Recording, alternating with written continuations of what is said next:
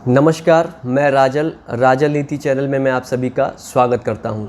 आज के इस वीडियो का विषय है गुस्से को कैसे नियंत्रित करें।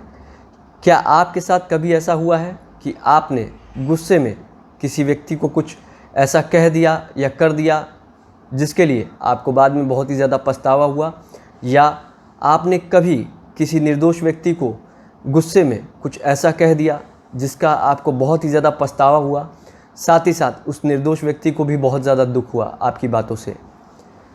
गुस्सा जब भी आता है तो इससे हमेशा हानि ही होती है और ज़्यादातर जो होने वाला नुकसान है वो स्थायी होता है। गुस्सा आने की जो मुख्य वजह है वो है चीज़ों का हमारी अपेक्षा के हिसाब से न होना। उदाहरण के लिए, आपको अपेक्षा थी कि आप समय पर ऑफिस पहुंच जाएंगे, इसीलिए आप घर से जल्दी निकले थे, पर रास्ते में आप पाते हैं कि सड़क पर लंबा जाम लगा हुआ है और आप समय पर ऑफिस नहीं पहुंच पाते, और यह चीज़ आपकी अपेक्षा के बिल्कुल भी विपरीत है। इसी प्रकार जब कभी आप अपने मित्र से अपेक्षा रखते हैं कि जब भी आप उससे कोई काम कहेंगे तो वह आपकी बात काटेगा नहीं और वह उस काम को कर देगा, पर कभी ऐसा मौका आता है जब आप अपने मित्र से किसी चीज़ को कहते हैं और वह आपकी अपेक्षा के विपरीत उस काम को नहीं करता, तो गुस्सा आना स्वाभाविक हो जाता है। इस वीडियो में मैं आपके साथ 6 ऐसे तरीके साझा करूंगा जिनसे आप अपने गुस्से को नियंत्रित कर सकते हैं और एक बेहतर जीवन का आनंद ले सकते हैं। मेरा सुझाव होगा इस वीडियो को अंत तक देखें ताकि आप उन सभी 6 सिद्धांतों को अपने जीवन में अमल में ला सकें और अपने गुस्से को नियंत्रित कर सकें। गुस्से को नियंत्रित करने का पहला तरीका है लोगों से नहीं, खुद से अपेक्षा रखें। इसे समझाने के लिए मैं एक उदाहरण लेना चाहूँगा जिसे कि मैंने कुछ समय पहले एक पुस्तक में पढ़ा था। प्राचीन समय की बात है, एक धर्मगुरु ने 20 लोगों को मृत्युदंड की सज़ा से बचाया।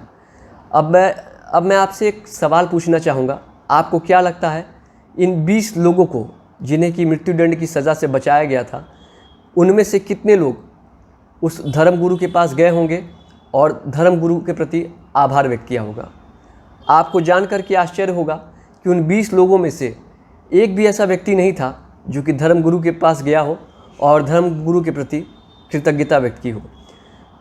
इस उदाहरण से हमें सीख मिलती है कि जब मृत्युदंड जैसी भयंकर सज़ा के उपकार के लिए भी लोग कृतज्ञ नहीं रहते, तो हम ये कैसे मान के चलें कि हमारे द्वारा किए गए सामान्य उपकारों के प्रति लोग कृतज्ञ रहेंगे। इस उदाहरण से हमें यह सीख लेनी चाहिए कि हम जो भी काम करें वह बिना किसी अपेक्षा के करें।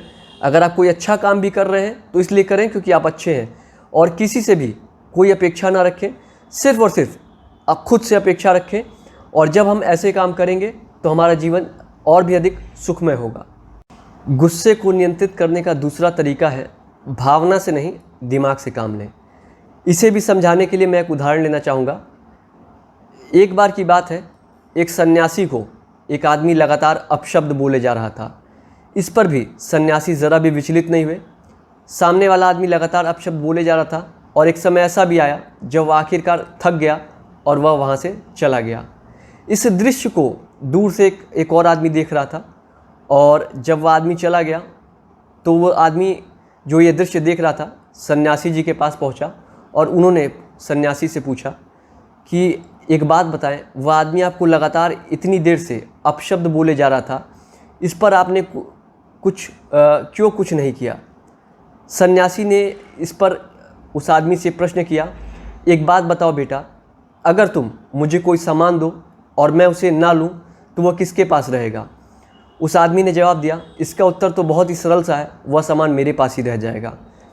इस पर सन्यासी ने जवाब दिया, इसी प्रकार उस व्यक्ति के द्वारा बोले गए अपशब्दों को मैंने नहीं लिया। तो इसका उदाहरण बड़ा ही सरल है कि आप भी लोगों के द्वारा कहे गए या किए गए नकारात्मक कामों को या विचारों को ना ग्रहण करें और भावना के बजाय दिमाग से काम लें। गुस्से को नियंत्रित करने का तीसरा तरीका है इंतज़ार कीजिए और तुरंत कोई भी जवाब मत दीजिए।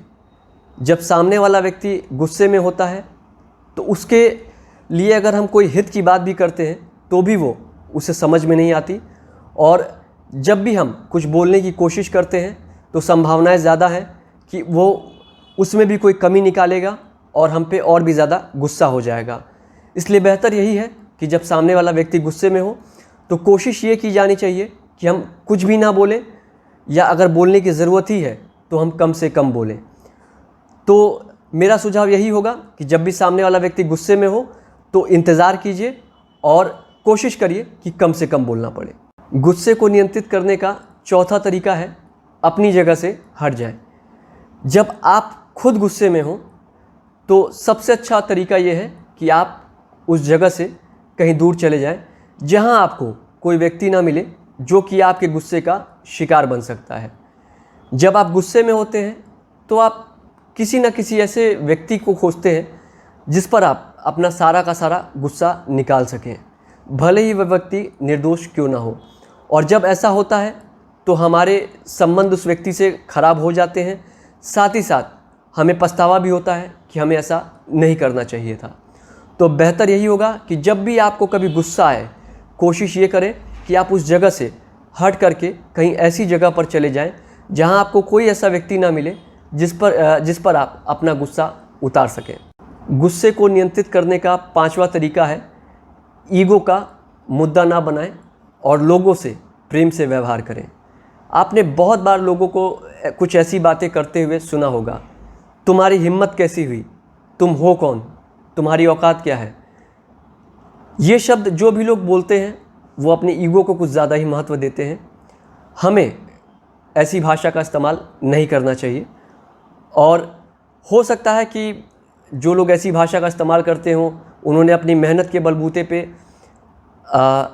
इतनी बड़ी सफलता हासिल की हो, फिर भी सफलता हमें विनम्रता सिखाती है और हमें चीज़ों को ईगो का मुद्दा नहीं बनाना है। हमें कोशिश करनी है कि हम ज़्यादातर चीज़ों को प्यार से करें और कोशिश ये भी करनी है कि हम थोड़े लचीले रहें, अपने आप को इतनी ज़्यादा गंभीरता से ना लें और एक खुशनुमा माहौल बनाएं, सबके साथ प्यार के साथ व्यवहार करें। और जब आप ऐसा करेंगे आप पाएंगे चीज़ें बहुत ही ज़्यादा आसानी से घटित होती जा रही हैं और आपको रूखा व्यवहार करने की ज़रूरत ही नहीं है। आप बहुत ही ज़्यादा खुश महसूस करेंगे और धीमे धीमे ये आपकी आदत में शामिल हो जाएगा। गुस्से को नियंत्रित करने के छठवें तरीके को बताने से पहले मैं आपसे कुछ पूछना चाहूँगा। क्या आपके सामने जब कोई छोटा बच्चा बदमाशियाँ करता है तो क्या आप बुरा मानते हैं, गुस्सा होते हैं? जवाब है बिल्कुल भी नहीं। आप तो आनंद लेते हैं उस बच्चे को खेलता हुआ देख करके, उसकी बदमाशियों को देख करके। और आप यह भी जानते हैं कि अगर बच्चे के पास पर्याप्त समझ होती तो वह ऐसी बदमाशियाँ करता ही क्यों। इसी प्रकार जब कोई बहुत ही ज़्यादा वृद्ध व्यक्ति आपको कुछ अनुचित बात बोल देता है तो भी आप बुरा नहीं मानते। आप यह मान के चलते हैं कि इस अवस्था में ऐसी चीज़ों की अपेक्षा की जा सकती है। दोनों ही स्थितियों में आप नियंत्रण में रहते हैं और आप समझ सकते हैं कि ऐसी चीज़ें क्यों हुई।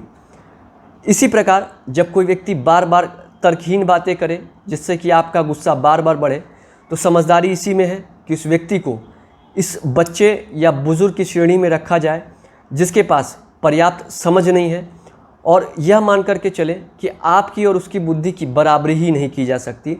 और इस बात को का दिलासा दे करके खुद को संतुष्ट करें और अपने गुस्से को नियंत्रित करें। तो ये थे कुछ तरीके जिनसे आप अपने गुस्से को नियंत्रित कर सकते हैं। आपको ये वीडियो कैसा लगा मुझे कमेंट्स के माध्यम से ज़रूर बताएं। साथ ही साथ मुझे यह भी बताएं कि आप किन तरीक़ों से अपने गुस्से को नियंत्रित करते हैं। यदि आपको ये वीडियो अच्छा लगा तो इस वीडियो को लाइक करें। यदि आपको लगता है इस वीडियो से किसी और को भी सहायता मिल सकती है तो इस वीडियो को शेयर करें। मैं आगे भी ऐसे ही ज्ञानवर्धक वीडियोस बनाता रहूँगा। उन्हें नियमित रूप से प्राप्त करने के लिए राजल नीति चैनल को सब्सक्राइब करें। ईश्वर से मैं आपकी उज्जवल भविष्य की कामना करता हूँ। वीडियो देखने के लिए आपका बहुत बहुत धन्यवाद।